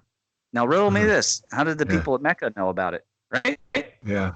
That's what Chinese. It says it very specifically. This text has only been translated within the last few years. It's a Chinese text that goes Yeah. back to the 1400s. They meet the Muslims. You can tell. There's no doubt. They talk very specifically, and because Islam doesn't change very much at all, you can tell that it is Mecca. There is no doubt about it that they are in Mecca, and the description of how they got there by going around Africa, everything is in there. Okay. And the Chinese are talking to them, and they agree. They don't want to, one doesn't want to become Buddhist, and the other one doesn't want to become Muslim, but they like each other. They get along anyways. And then they ask them about, well, we're ready to go home because we've reached the end of the world, and we've seen Europe and all this stuff. And he says, no, you've got to go over to America. I mean, Yeah. I'm paraphrasing. And they're like, well, where's that? And they're like, go out the way that you came in, Yeah. through the straits, then sail thence another 1 or 2 months. Yeah. Right. So they spend 3 months. It's in the book in Chinese. And then they first end up running into the southern Mississippians cultures, and then they go on up, and then they run straight up into the Cahokians, and they describe Cahokia almost perfectly. And thereby spread they spread smallpox, and then when they bring the story back to the Ming Emperor, that's when they burn a lot of the records in order to hide evidence, because they were supposed to bring Buddhism around the world. Instead, they brought pestilence that wiped. I mean, it was a huge disaster. Yeah. It was a PR disaster. But how did the Chinese know? They knew because the people at Mecca and Medina knew. And how did they know? Because everybody knew. Only our culture did not know. Columbus, it was not a super genius. He was buying maps off of people who knew, and those people knew because they got those maps from other people who got them from other people who had been here. Yeah. Now, it's just not feasible to have the expenses to go to America just any time. You have to have good reason. Arthur had a good reason. A comet came by, burned up Glamorgan and Gwent, so they came over. Yeah. You had to have good reason, because there were people who lived here, and they were killers. The whole world was killers, and enslaving. Everybody was enslaving. Native Americans owned slaves. African Americans owned slaves. And people could look this up. I mean, everybody owned slaves. So it was just a violent world. It was a violent time. But diffusion is a fact. Everybody was going everywhere. Completely captivating talk, Ramon. I enjoyed every minute of it. Yeah. What's that? It certainly got me animated. Oh no, that's great. I like that about you. You're into your work. I like this one over here on the right. Analysis and science of Greco-Roman Nordic culture and the zodiac days related. Yeah. That's a smaller paper that I did that shows some of the plasma scripts. I'm going to have to read that. I'm into anything. It's not a bad one. I like the short ones a lot. I like the one on the Ferris wheel too, and okay. I'll get into that. All that kind of stuff. Yeah, I find all of this. The sumo paper is one of the shorter-ish ones. I mean, it's only in the 20s. The origins of religion. Oh, I'm going to have to check that out. That's one of that one's one of the. Well, maybe we should do that. The origins of that's the origins of all my work, honestly, because that and describing what is EPEMC, which, to clarify for people, anybody, it's open source cosmology. Any of you can do it. I don't own a copyright to EPEMC. Okay, just if you believe in plasma electromagnetic cosmology, and if you like extra stuff, you can think of the E as extra. It means extended, and you can think of it as extra stuff. You like Atlantis, you like diffusion, you like King Arthur, whatever. Just show evidence and bring it all together. Write good papers, cite all your work. You make even better looking Oxford style papers. I'm an engineer, so I don't believe in that. So I put a footnote and put the link right there. I don't really care for all this highfalutin, and I put a name and it's all mysterious. Where am I going to get that source? And you got to go to the library. That's a nightmare. I gave you the link. Boom, you get right to it. It's the whole point of the internet, in my opinion. What is anybody can Futhark? write the papers in any style they want. And so I explained that in one of the PMC papers, but on the origins is where I really laid out the timeline I saw, at least at the time that I had written that, which is before I had read a few things and done certainly some of this research, this Arthurian research, before I had found a Thunderbolt strike site and all this stuff. But it's a great paper. It's got a lot of symbols, a lot of diagrams and things like that. Also wrote another long paper. There's several long papers in mine. The Atlantis one's pretty long. The plasma electromagnetic sky is medium long. But the magnetic universe theory, that one is like the one that we just did, the plasma glyph one. The magnetic universe theory, that's a really long one. It's all alt stream discussions, pretty much. I mean, alt stream discussions of electromagnetism. And I'm refuting the idea that you can eliminate electricity and just talk about magnetism, just as I would refute the idea that you can just talk about electricity and eliminate magnetism. I hear this from time to time. I always find it amazing to me because you can go buy two magnets and you can tell that there's no electricity happening. I know that a lot of people haven't had a proper education in electromagnetism by going to college, and then there are people going to say, well, then you're just indoctrinated. I'm not indoctrinated, folks. It's just that I am telling you that there are things about electromagnetism where you can dualize the one force into electricity or to magnetism. Of course, for all of us, I say plasma electromagnetism to combine the idea to get. I say in the magnetic universe theory paper, I say that the PEM, the PEM, is the unified ether theory that everyone's looking for. We don't need to look anymore. We found it. Ether theory. Yeah, the unified ether theory. Right? Everybody's looking for a unified field, blah, blah, blah. We don't need to go looking for a new one. That's the problem with the science. They keep looking for a new one, and then they have to invent dark stuff and all that. It's like they went right by the exit. We have it. What we don't do is understand it. That's the issue. We have models, but not knowledge. Oh, I know. I agree. You're right. Did you say what's Futhark? What is Futhark? Oh, that's just another runic system. That's a modern. It's a late Middle Ages runic system. It's not ancient. Yeah. Ancient, I guess, to a 7-year-old, but not ancient to a historian or a bard. Collbran is ancient, right? It's going all the way back to the cataclysms and the gods. And that's why the Welsh had a real legitimate religion and story. And the Arthurian stuff, yes, it has the reflections of the symbology, the floating island and the crescent boat and the cosmic hill, because they were using it to rule their people. It has every place in the world that legitimately is old did. And by the way, in another paper I discuss, all those cultures with those great memories, they're all hyper-masculine cultures. Or you might say machismo. Every single one of them. And can we blame that on the Mars-Venus affair, or is it maybe going all the way back to Zeus himself? I don't know. But they do tend to be mountainous places. So these mountainous places do tend to be hyper-masculine places. And all of them have great cultural memory of the events that happened in the skies. It's harder to oust people from the hills, They just keep their religion alive. Same thing here in Kentucky, the Appalachians, some of the, Christianity as it dies throughout the country and becomes something else, something about positivism and something about singing rock songs. It stays most true to its evangelical and Puritanist roots in Appalachia. And that's because those kind of cultures, they just tend to remember things, but they also tend to be hyper-masculine cultures, or what some people will call patriarchal, which is becomes such an unfortunate term to deride. But those cultures tend to survive for a reason. They have advantages. There's advantages. Cultures of fear. cultures.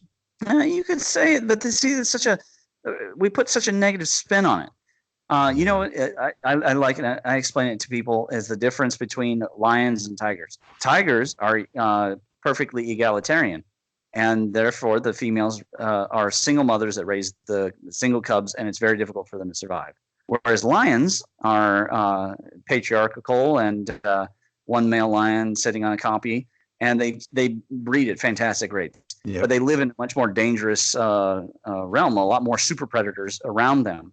So the females benefit from the presence of the male lion.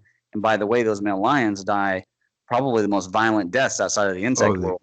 They I mean, do. It's brutal. Horrible. I mean, every single one of them, if they're fortunate, they die of disease. You know, none of them die of old age.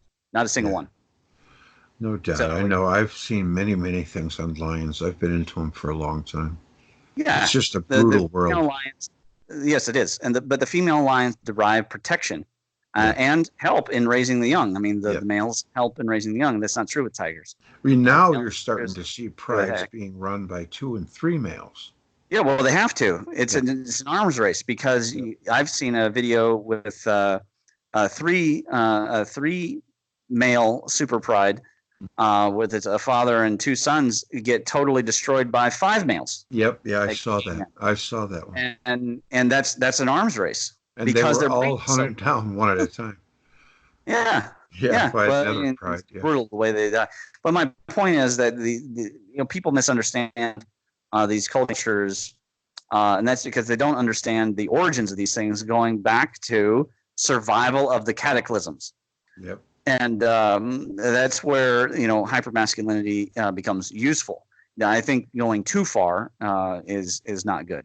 Obviously, but there's a reason why these cultures survive. The Japanese, the Greeks, the Mexicans, the Scandinavians.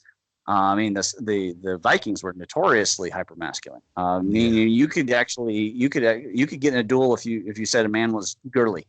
Hypermasculine. I like that.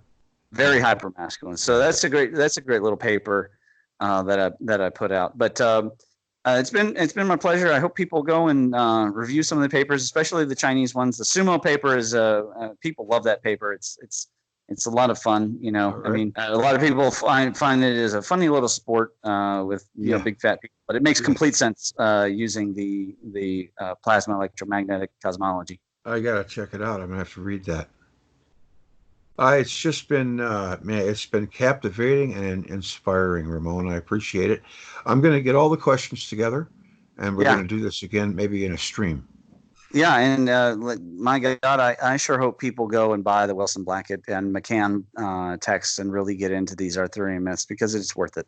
I can tell you that I will. I'll buy it. Yeah. All right, man. It's been a pleasure, buddy. I'll talk to you soon. If you need help on that, by the way, you can go to akha.us or Ancient Kentucky with an E at the end instead of a Y.com. Okay. There's a book section, and the books are listed on the left. And those PayPal links go to George because if you go on Amazon, you're probably going to see people trying to sell you copies for $100. That's good advice. Thank you. Yes. Yeah, those are scams, of course. I'll put them in the description of this video. Okay. Yeah, for sure. All right, Ramon. Until next time, buddy. Okay. Have a good time. Thanks again. Have a good night. All right, you too. Bye-bye.